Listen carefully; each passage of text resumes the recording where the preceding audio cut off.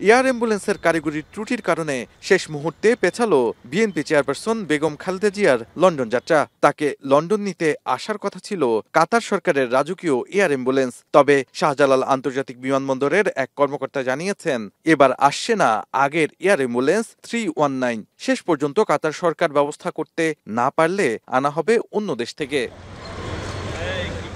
এদিকে কারিগরি ত্রুটির কারণে কিছুটা বিলম্বের মাঝেই বেগম খালেদা জিয়াকে বিমান যাত্রার উপযোগী করার চেষ্টা করছেন চিকিৎসকরা। বিএনপি মহাসচিব মির্জা ফখরুল ইসলাম আলমগীর জানিয়েছেন, মেডিকেল বোর্ড সিদ্ধান্ত দিলে আগামী ৭ ডিসেম্বর বেগম খালেদা জিয়াকে নেওয়া হবে লন্ডনে। আগামীকাল যদি আপনার এয়ার অ্যাম্বুলেন্স এসে পৌঁছায় কাতার থেকে, তাহলে আগামী পরশু অর্থাৎ রোববার তাকে লন্ডনে নিয়ে যাওয়া সম্ভব হবে। তবে তিনি এখনও গুরুতর অসুস্থ, সেই কারণে তিনি ফ্লাই করতে পারবেন কিনা সেটা ডাক্তাররা নিশ্চিত করলেই তাকে ফ্লাই করে নিয়ে যাওয়া হবে অ্যাম্বুলেন্সে করে।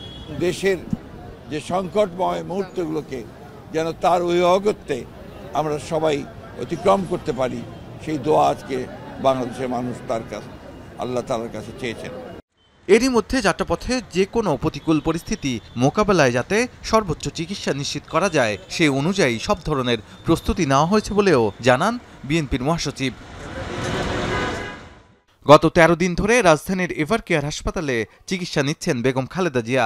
দেশি বিদেশি চিকিৎসকদের সমন্বয়ে গঠিত মেডিকেল বোর্ড তাকে চিকিৎসা দিচ্ছেন। শাহাদাত আফরোজ, এখন, ঢাকা।